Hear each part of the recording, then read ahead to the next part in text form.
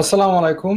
আমি বলেছিলাম আগে যে ডক্টর জায়েদের মেজরিটি বক্তব্যের সাথে আমি একমত পোষণ করি এবং ওনার অ্যানালাইসিস পলিটিক্যাল অ্যানালাইসিস আমি শুনি। তবে ইসলামের ব্যাপারে ওনার একটা বায়াস দেখি বা অনেক সময় উনি ইসলামের ব্যাপারে কিছু কথা বলেন যেটাকে আমি ট্রু মনে করি না। তো এখানে আপনি আরেকটা উদাহরণ ওনার ভিডিও থেকে আমি আপনাদের দেখাচ্ছি যেখানে আমার মনে হয়েছে উনি অ্যানালাইসিসটা কারেক্ট করেননি, এর জন্য আমি রেসপেক্টের সাথেই এটার কোথায় ভুল সেটা দেখিয়ে দিচ্ছি। কিন্তু জামায়াত যখন শরিয়ার কথা বলে, ইসলামী আন্দোলন যখন শরিয়ার কথা বলে, তখন একটা বড় ঝুঁকি আমাদের সামনে এসে হাজির হয়, এটা বুঝতে হবে।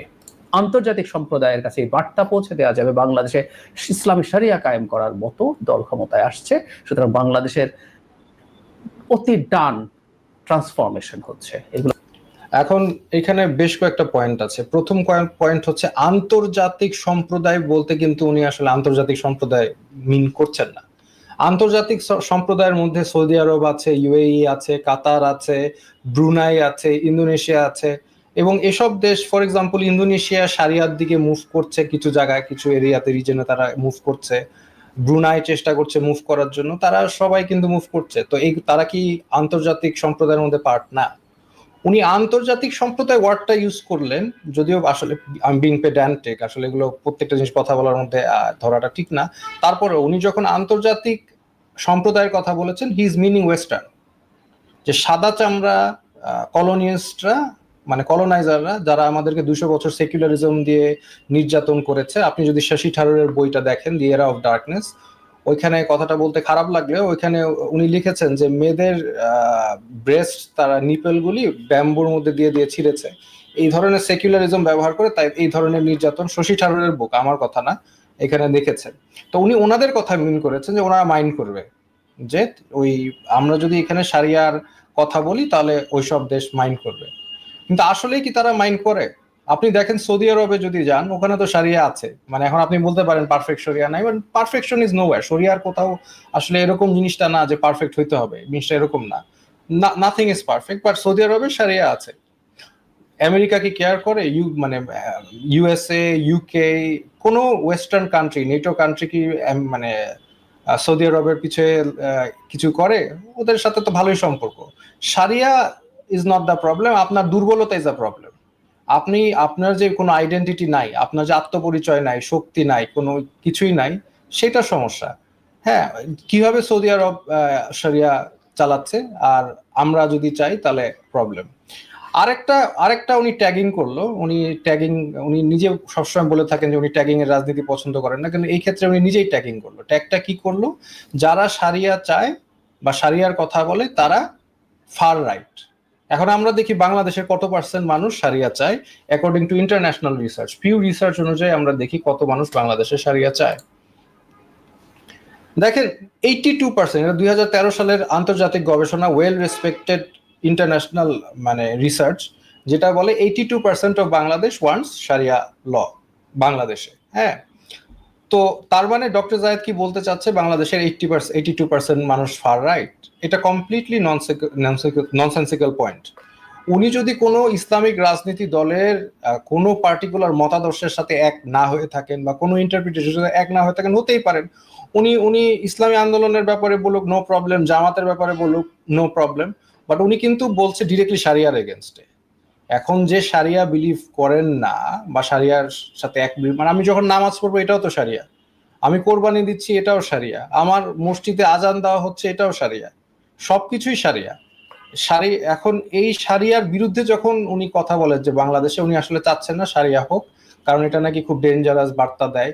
কিন্তু ওই ওই সারিয়া, মনে করেন, দেখেন আমরা তো এখানে জঙ্গিবাদে বিলিভ করি না।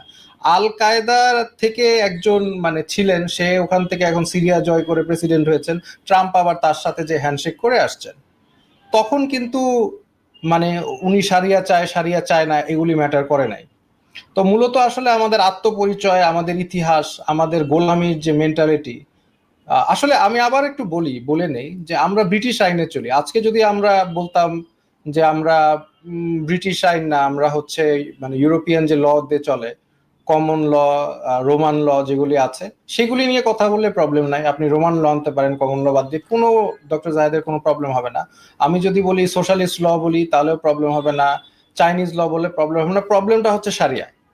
উনি সারিয়া বললে মনে করছেন ফার রাইট হয়ে গেছে, কিন্তু সারিয়া যে 82%, ওনার দেশে মেজরিটি যে সারিয়াতে বিলিভ করে এটা ওনার কাছে আসলে মনে হয়নি।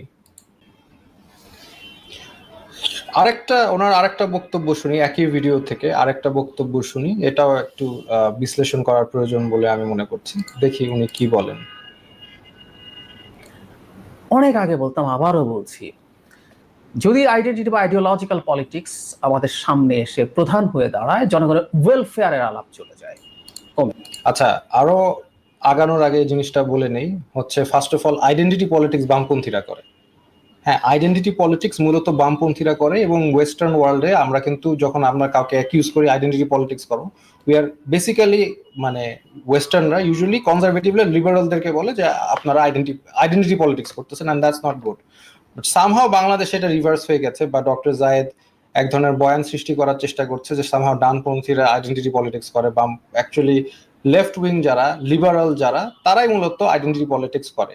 হ্যাঁ, তাদের আইডেন্টিটির বাইরে তারা যে এক্সট্রিমলি সাম্প্রদায়িক একটা জাতি, তাদের যা ভ্যালুস সেটার বাইরে আপনি যেতে পারবেন না। হ্যাঁ, এরকম তারা পলিটিক্সটা করে, এটা আমি বলে রাখা ভালো। আমরা আগে শুনি উনি আরো কি বলছেন।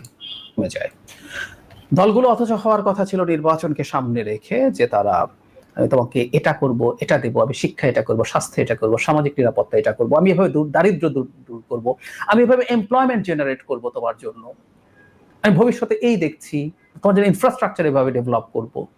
এইভাবে আসলে যাবতীয় কথা, আমি তোমার মানবাধিকার সুরক্ষার জন্য এটা করছি, আমি তোমার মত প্রকাশের স্বাধীনতা এভাবে নিশ্চিত করব। আবার আরেক দলও পাল্টা এগুলো বলবে কিভাবে তার জন্য ওয়েলফেয়ার করবে। এটা হলে ভালো হতো, কারণ জনগণ এতে কিছু পায়। এই কম্পিটিশন যদি ক্রমাগত চলতে থাকে। আচ্ছা, উনি একটা ইম্পর্টেন্ট কথা, দুইটা পয়েন্ট বলেছে, দুইটাকে আমি অ্যাড্রেস করব। প্রথম পয়েন্ট হচ্ছে যে উনি মনে করছেন রাজনীতি হওয়া উচিত এরকম যে আমরা এটা করব, তোমাকে সেটা দিব। আমি তাহলে একটা সলিউশন দিয়ে দিই, বুঝছেন? খুবই ইজি সলিউশন, আপনারা অনেক কিছু পাবেন। আপনারা দেশটা নিলামে ছেড়ে দেন, আমাদের বাংলাদেশকে, মানে ডক্টর জায়েদ যেভাবে বলছে যে শুধু আমরা কি পাই এইটা, মানে ম্যাটেরিয়ালিস্টিকলি আমরা কি পাই সেটার উপর যদি দেশ হয়, এটা যদি হয় তাহলে আমরা দেশটাকে নিলামে ছেড়ে দেই না, মানে ওয়াই নট? ইন্ডিয়া যদি বলে তোমাদেরকে মুড়ি দিব, আম দিব, লিচু দিব, ইন্ডিয়ার কাছে বিক্রি করে দেই আমরা দেশটা।